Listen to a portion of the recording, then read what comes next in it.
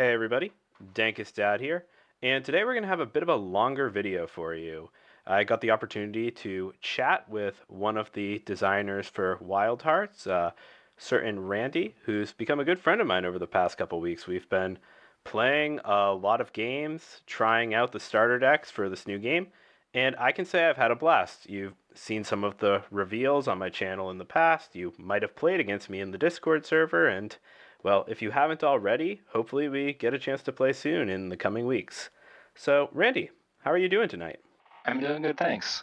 And I would just like to second that. It's been great having meeting you and playing games in the Discord with you. It's been a lot of fun. I enjoy the nights we get to hang out. Absolutely.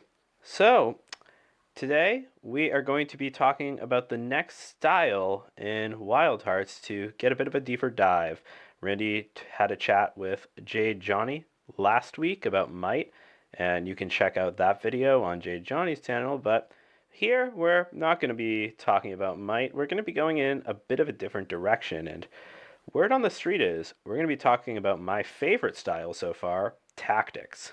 Yeah, tactics is kind of like a tool belt, and here we have the owl illusion, which I think is probably the quintessential, tactics starter. It's got that very good thematic tool belt feel when it comes in. It's going to give an opposing creature in this field -1, and then you can move a friendly ally that's in this field to another field, so it helps swap your pieces around. And then it lets you do this very unique thing where you could ignore the unique rule, which is you can only have one of any creature in a field, which I think is very powerful. And I will point out that unlike in other games where a unique rule requires you to get rid of one of the cards that has a duplicate, in Wild Hearts you actually cannot play the duplicate at all. So this effect is a lot more powerful than it looks.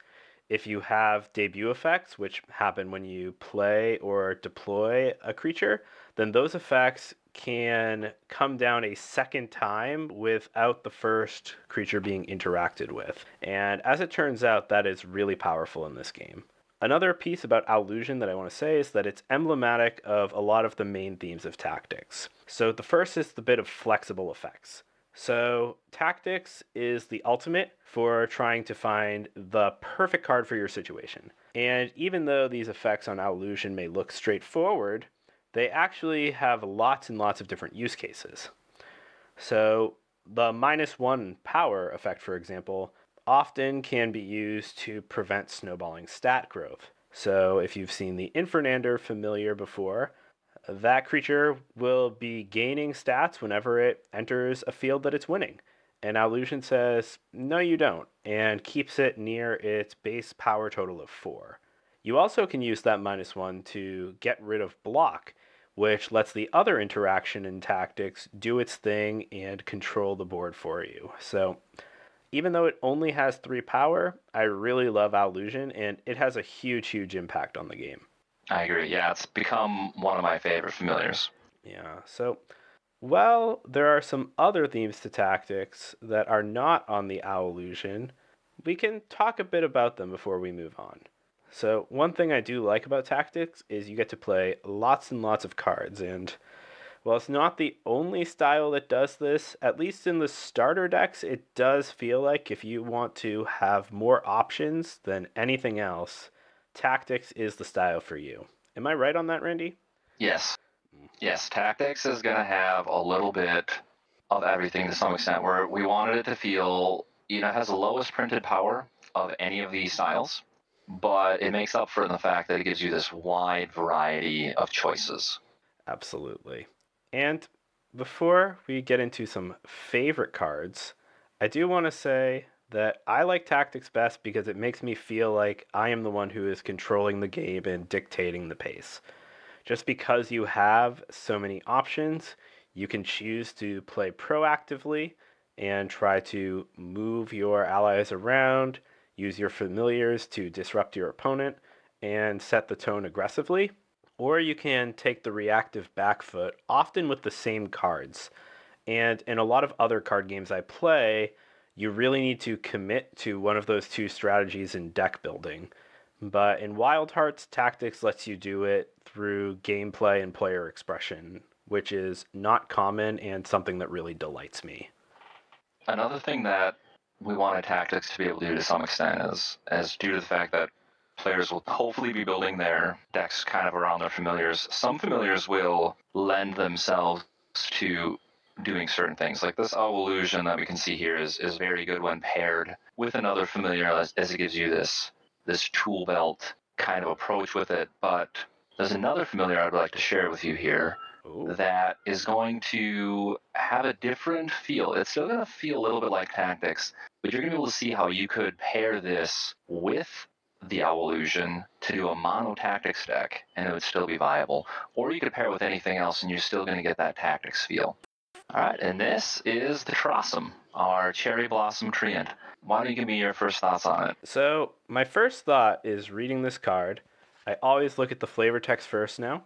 I've made this mistake one too many times of not reading it, and it's actually one of my favorite things to do in games. So, Trossums are one of the rarest creatures in Tetrum, not because there are very few of them, but because most tamers have no idea how to identify them. Already, you get to see that this sort of cherry blossom is just hidden in plain sight there, and I love to see how this sort of flavor bleeds into the design. And how does it do that? So we have a debut, play one mirror image card from the supply in a different field. So before we go any further, Randy, I'm going to need you to break this down for me and for everyone watching. All right. So the mirror image is a token card that is going to have Guardian, and it's going to have a bunch of keywords in the middle. So it's going to be able to interact with a whole bunch of other effects and ongoings and things of that nature. And the Trossum is going to bring one of those in every time you bring it in from the bench for its debut. It's going to let you put one of those into a different field. So is going to give you a Guardian in another field to help it. And immediately, my mind is jumping to so many things with that. You can use it to protect important creatures, like the Hydrophon ally in the starter decks is a great example. You also can use it with effects that give other allies or creatures stats. So, Unity Tactics in the Might starter deck, or that Voltrock that you weren't supposed to show me before, according to Johnny, that card would be pretty good with this one. So I think that combination could be very, very powerful if someone wants to try out Might and Tactics on a Friday night. For sure. And the Trossum is also going to help you keep your allies around because the first time a non-token ally, so if your mirror image gets KO'd, that's fine. But then if another one gets KO'd on top of that, you're going to put that back in your hand instead. So it's going to make your allies have this very like recursion-y feel where it's going to be hard to get rid of them. Yes, and I love this sort of effect because there is a bit of text missing from this card that you might have seen on others like it in different games, which is by an opponent's effect or opposing effect, call it what you will. So if I'm playing cards like Fury Potion, I can KO my own allies and then recur them to take advantage of powerful effects. So even something simple like Crochin or Adult that lets you do a little movement or KO an opposing ally that was played this turn. With the Trossum, you can say, yes, I would like that back, and you can get that powerful debut again without going down another card. So, yeah, it plays great there. If your opponent is removing your important allies, you can get them back in your hand instead of sending them to the discard. And it's just such a versatile ability that also is very powerful in each mode. So, I'm a big fan of this card. Awesome. Yeah, I think it's going to be really. I can't wait to see how people are going to use it on Wildhearts nights. It's going to be wild. Yeah, I think I'm gonna hopefully be doing lots of winning some games with the Trossum just a few days from now, but we will see. So there are some favorite cards I have within Tactics that also happen to go really well with this. So of course, the Lunas is one of the bigger bodies, and you can trigger the Lunas's KO effect, which lets you take a support resource from the opponent's resource row and put it in your own. And if you can get your Lunas back and do this a second time, say in round 3, then your opponent might not be able to come back from you being up 2 resources and then being down 2. It's just a cool way you can lock up the game.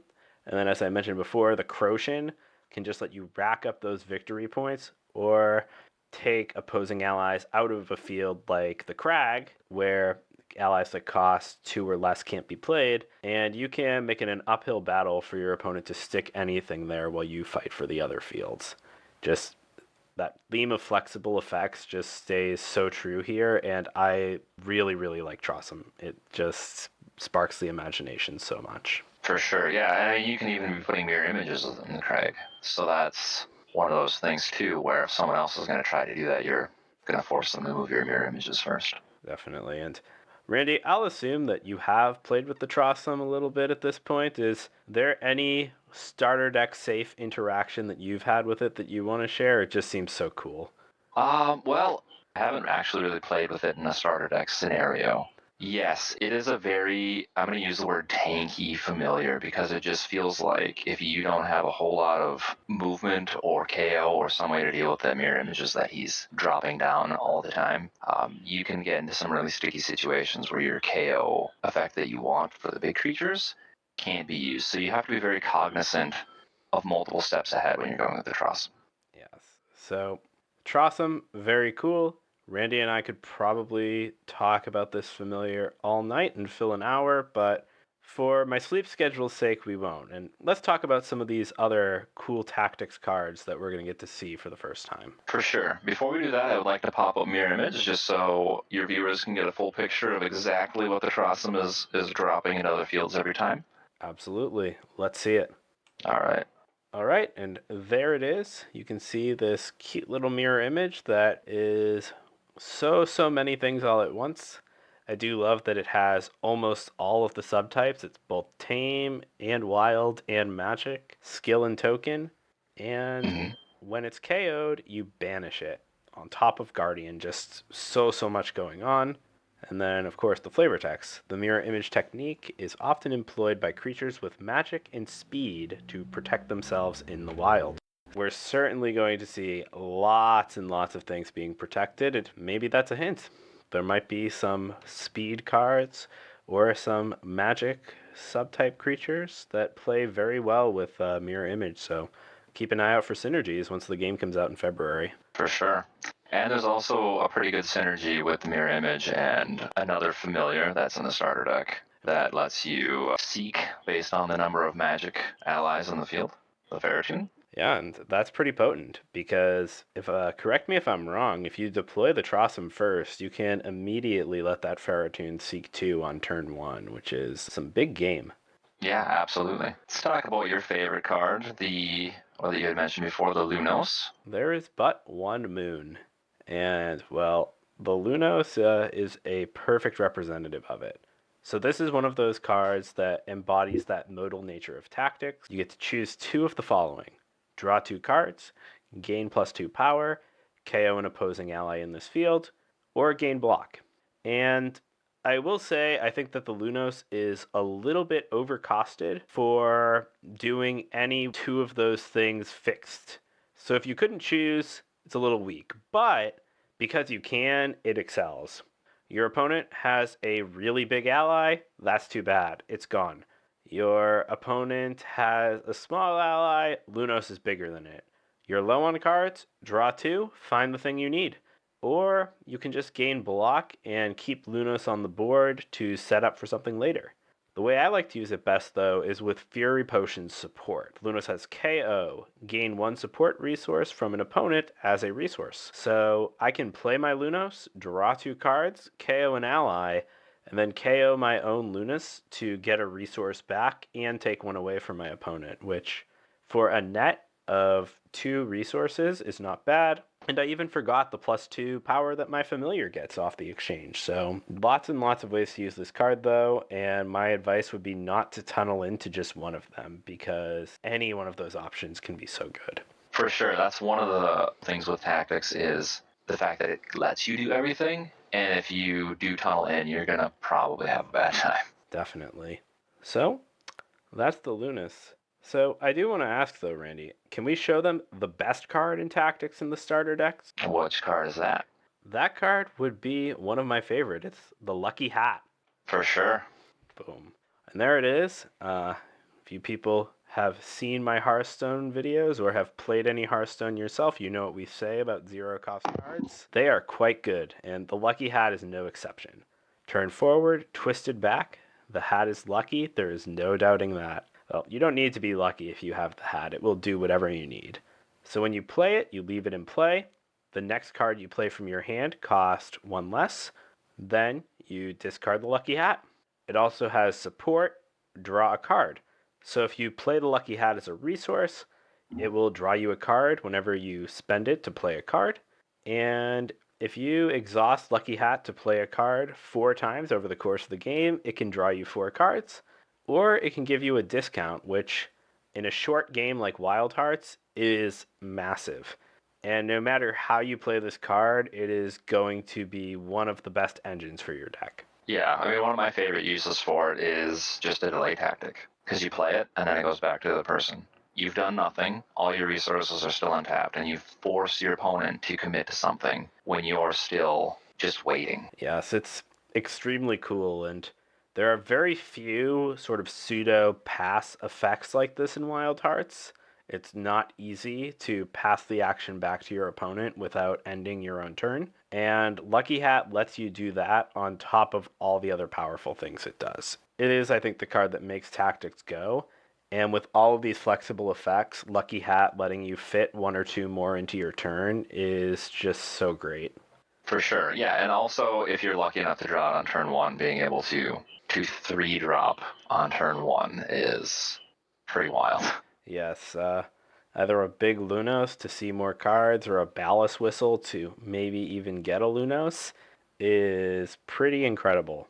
And even just following up a Hydrophon with this or being able to play on 0 resources is nice. And sometimes your opponent just cannot account for it.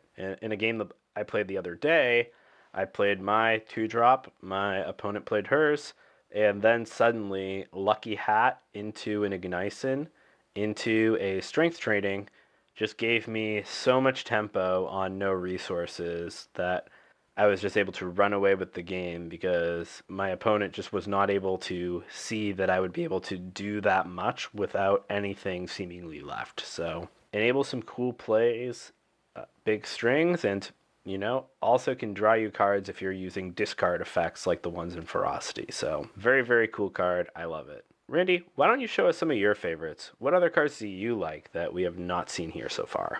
Yeah, let's actually bring up Ballast Whistle. Oh boy.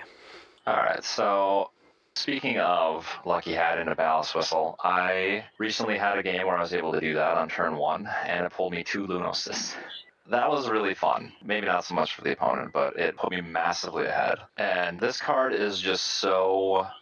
I feel like it's just so quintessential tactics. Like you get to put up to 2 allies. Hopefully, you draw more than 2, so you get to pick and choose which ones you want to put in play. And it can really help offset whatever it is you feel like you're missing before you played it.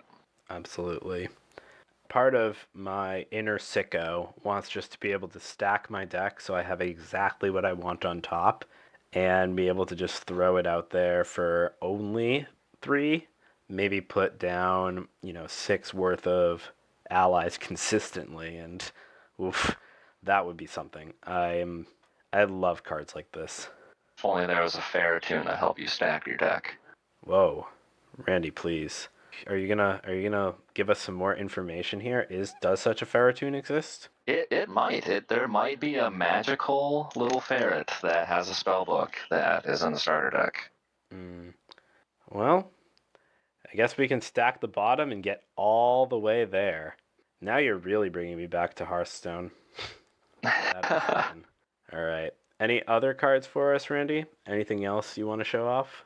Yeah, I want to show off a card that doesn't get a ton of love so far in the starter deck, but it feels very good. All right. So, talk us through hidden powers. So you move a friendly creature and ignoring Guardian, you KO the opposing ally with the highest power in their field. I mean, this is an excellent counter in a way to the Trossum, if you're going tactics versus tactics. Or it just lets you deal with Guardian, because Guardian can be very annoying to deal with. And this card does a really good job of that.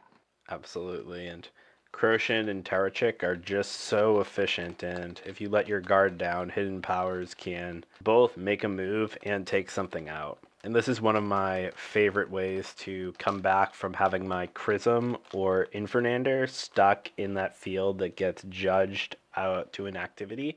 I can just say hidden powers, it's coming over. Oh, and also your best thing is gone. That in and of itself is powerful. Plus, you never know. There might be a benefit for moving your creature from field to field that we would get to see. And in the starters, we've already seen one of the best in Olivier's Inlet. Mm-hmm. For sure. I feel like this is just such a almost like a hidden gem card where if you're moving your large familiar from one field to another and you're KOing something, that field's probably gonna go to you. All right, let's talk about the Audlt. Before we really jump in, I think that while this card, of course, looks great, I really, really love the concept art that we have in the Art Sketch and Fun channel in the Discord. That Adult just has so much sass, so much anger, that you really do feel just the malice coming off of it. And this one's a little bit more mischievous, but I don't know. I just like that really, really evil looking Adult that you knew was just going to mess you up. Yeah, the judgmental Audlt, like you just did. What? You paid more than one for an ally? That's unfortunate. I feel like the Audlt is the perfect answer to half of the Guardians out there right now. Like, oh, you paid 3 for a Croc, or you paid 3 for a Chidalo. Well, that's gonna feel bad. Yeah, so that's gonna feel bad, and your opponent's gonna be essentially behind on resources then, because you just got rid of whatever the big thing they just did was.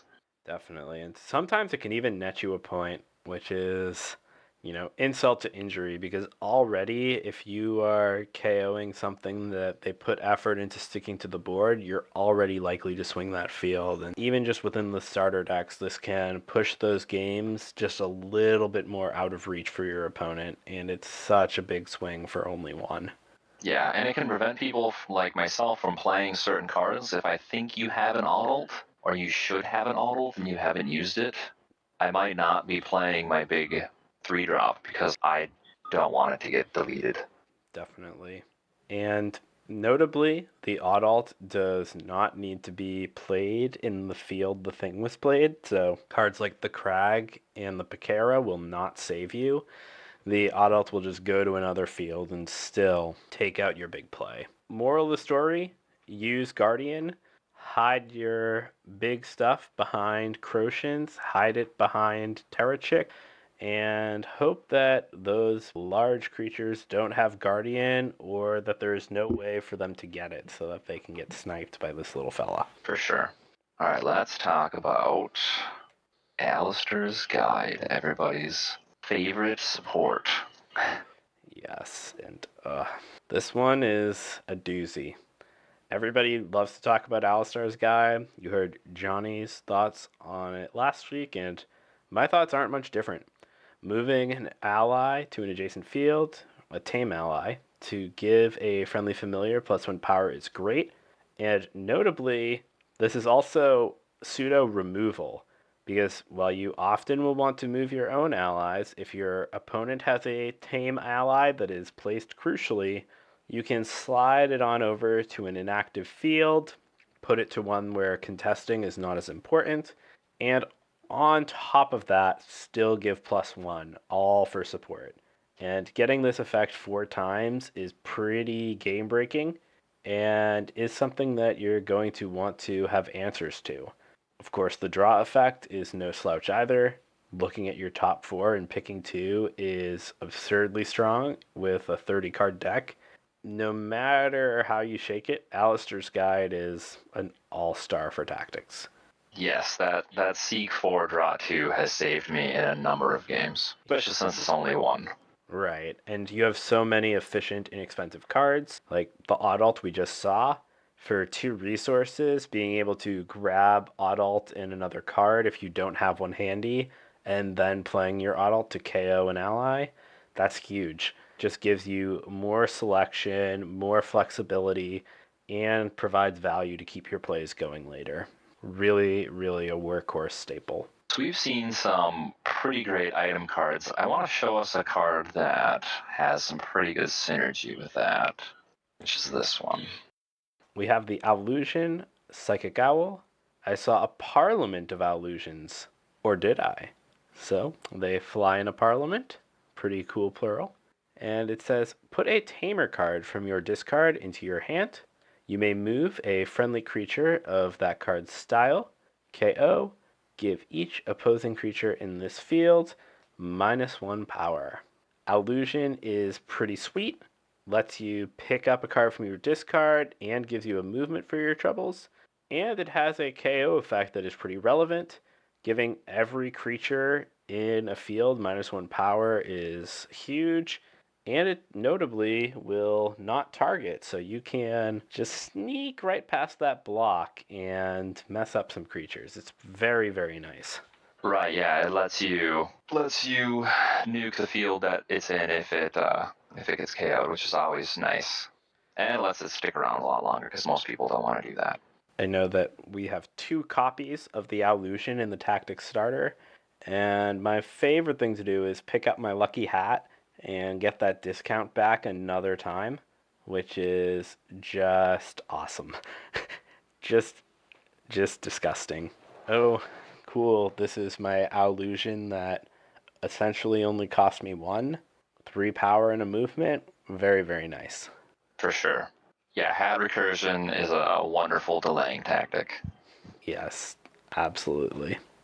All right, so we have gone through a number of cards that are already in the starter deck that you've seen in playbooth, but now I want to go over a card that isn't in the starter deck that we haven't seen before. All right. So here is the Psymonk. And off the bat, before I even get to the flavor text, the first thing that jumps out to me is that number in the top left. Randy, is that a 4? That is a 4. It's the first 4-cost card that's been revealed ever. I guess I did a little lying earlier in this video. I said I wanted to get 6 costs worth of allies off my Ballast Whistle. Now I want 8. What does the Psymonk do?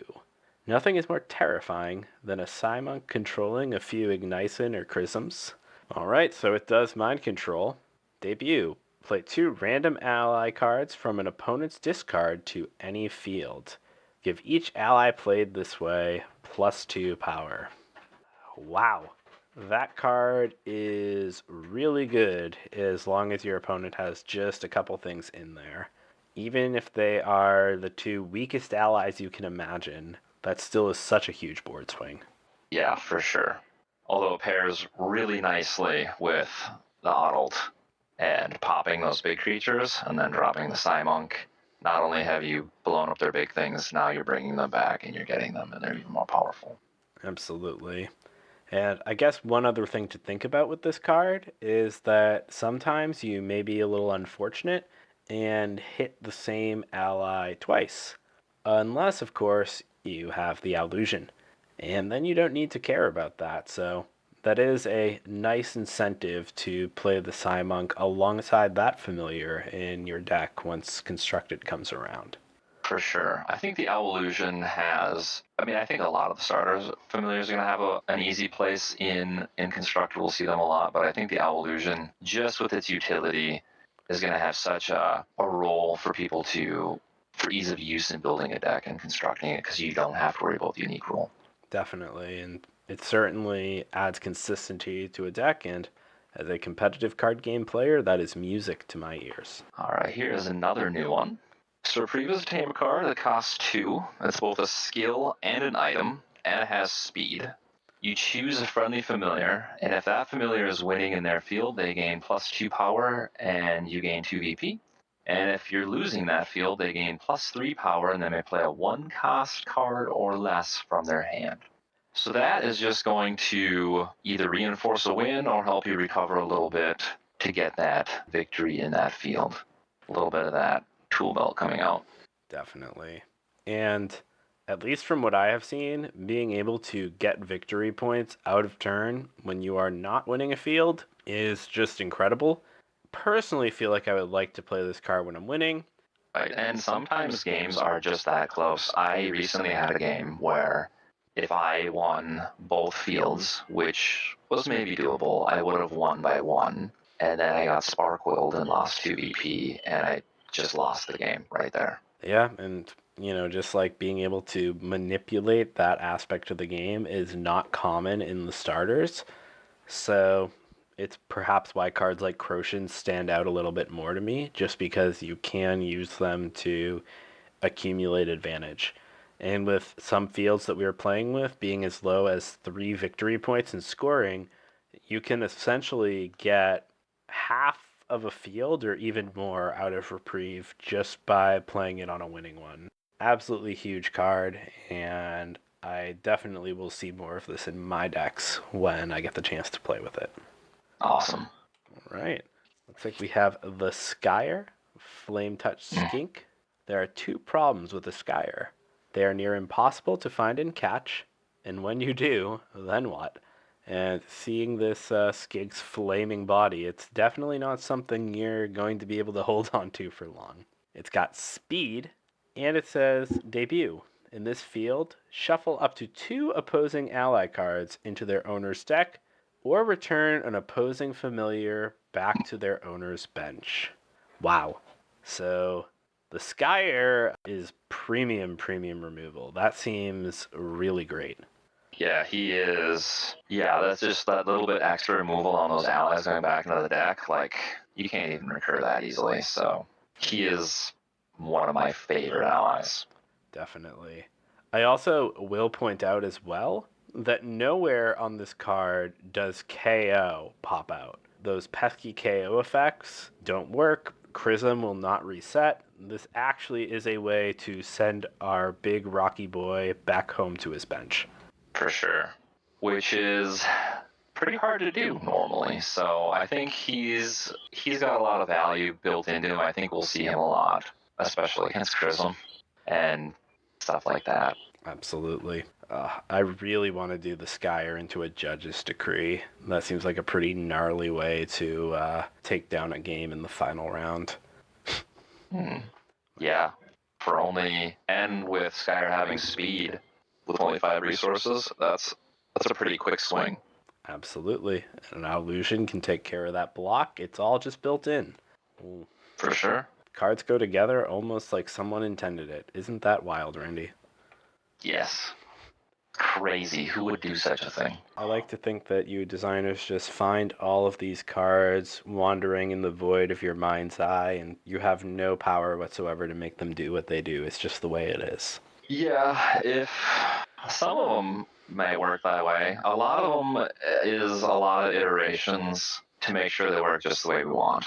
There's a lot of work that goes into some of these. Definitely. All right. So, any more new cards that we want to see or have a little chat about? That was everything I brought with for new cards, but these cards will be available in the mod for Wildhearts nights or Wildhearts community nights on Fridays. I'm really going to be playing this one a lot. Yeah, I can't wait to hear about how that went. Should be a good time. So let's talk a little bit about tactics synergies if you want to. Sure, would love to. First and foremost, we have this pairing of tactics with ferocity. Playing with it, I think that it makes a lot of sense for this to be sort of that default pairing that players are exposed to. You have, with those styles, just the best in KO synergies and interaction. You're able to draw cards with Lunos and Alistair's Guide to power the discard synergies. And Ferocity covers a pretty notable weakness for Tactics. While Tactics units are small, Fury Potion can pump them up in a jam and let even just a simple Adult win a field without being contested. Anything I'm missing, Randy? Anything you think that Ferocity and Tactics really do well together? I think you hit the nail on the head. I just want to say that ferocity and tactics works really well with the fact that you can KO a lot of your own stuff, recur it back, and the fact that tactics typically has more draw card than any other style really helps offset a lot of the self discard that you're going to have from ferocity. So it helps kind of even that out. Well, great minds think alike. It seems like Randy and I do too. I really like this combination. It's a lot of fun. I think I may have forgot to show you this card. This one I would also like to talk about. This is the Croatian that we had been referencing, the super great Guardian Ocean Bird. I have said so much about this already, but I do think that this is my favorite one drop in all of the starters. And I think that it really is the one that rivals the Ignition the most in terms of how powerful it is. Just being able to put an ally anywhere is incredible. There's no condition on that. You can just put any opposing ally anywhere you need them to be. You can put one of yours anywhere they need to be. And if you do move one of yours, you're getting a victory point, which is, once again, huge. That's a third of a field just for playing an already efficient card. Big, big Croatian fan, and I am always thrilled to see this in my hand. Same here, and it's really nice to have a low cost Guardian in your hand. Yes, absolutely. And, cards like the Hydrophon are so important to protect. I am really happy to be able to play them behind a Croatian and force out something like a Hidden Powers if my opponent wants to deal with it. For sure. All right. So the next combination is Special. And even though Tactics and Special do not have the most power when played together, I think that this is the combination that my constructed player mind gravitates toward the most, and I really like it. You have access to the most draw in the game, the best direct removal in the starters, and of course, you are absolutely dominant when it comes to movement. Having cards like the Siltsune and the Croatian and things like Take Flight, you're going to be able to have your cards anywhere you need them to be. And even with the most unlucky draws, you will still have a card that lets your familiar or ally get where it needs to. You also have access to ramp, which is cool because you can get cards like the Hydrophon very large because you can play so many cards. And it gives you time to make those really high impact plays over and over and force your opponent to play into things like Adult. I love this combination, and when I can build out my deck in the most consistent way possible, I know I'm going to have a blast doing this in February. Yeah, I agree with everything there, and I would just like to say too that Tactics has some access to negative power, as we see with like the Evolution, and that synergizes really well with a lot of Special. So you can get some really good synergy with stuff like that, and say like the sheep or other things like these sheep that capitalize when your opponent's creatures are at 0 power.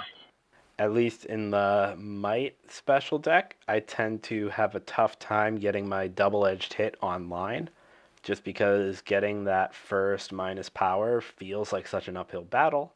But if I have a familiar like the Illusion who can just say, here's -1, and oh, by the way, I'm going to KO my adult to KO your other big thing that had to take the -1 power, boy, that just feels amazing. I love how flexible this combination is. For sure, yeah, it definitely lets you feel like you're outplaying your opponent because you kind of have to because you don't have that inherent power. So you have to do all these other things, but it lets you do that. That makes it a little bit harder to play as a combination on the face of it, but win or lose, it's a cool journey to mastery. And those types of decks or those types of archetypes are the most rewarding, at least for me as a player. And I love to see that represented here in Wildhearts. So, moving on to our final combo, and minor spoilers for all of you, but this is probably the combination I will be playing in the starter tournament on November 9th, is Might and Tactics. In my notes here, all I have to say is big Golem take base, and Chrism is just such a wonderful, wonderful familiar, and Tactics has the tools to help him position. You also are able to play lots of good small units like the Croatian, like Otalt, and get those creatures onto the board. And Unity Tactics is there for you as a win condition for this pair. They just play so, so well together in the starters. I am excited to see what else they might have in store for Constructed, but just right now, I think that this is the combination that I've gravitated to the most.